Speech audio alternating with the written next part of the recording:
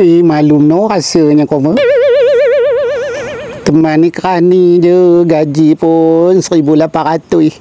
Segan meno teman. Umur teman baru 20, teman nak kahwin. Malum no rasanya. Nak ngabur kat mak, nak kahwin.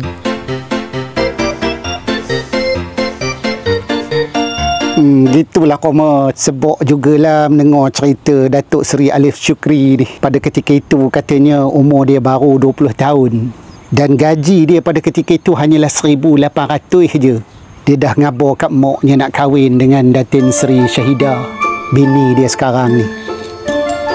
Bukan nak nunjuk apa koma. Dia kahwin waktu dia tak ada apa-apa lagi. Kerja kerani je. Di syarikat Sendayu Tinggi milik maknya.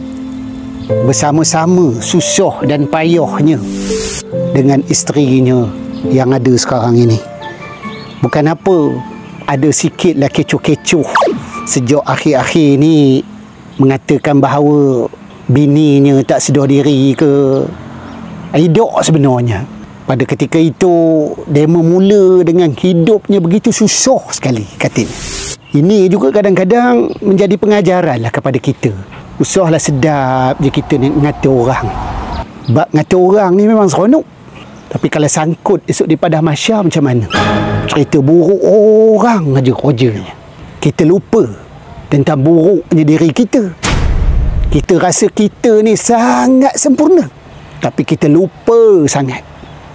Itulah perangai kita, koma. Kalau boleh setiap hari, setiap masa, kita ni nak mengata orang. Kalau sekadar bercakap pasal orang, bagi motivasi ke tak apa.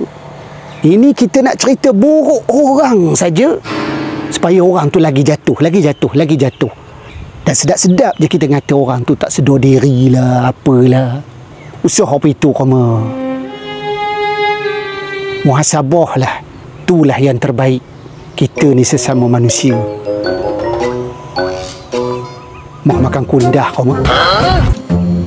Ada lagi kundah Hamzah ni.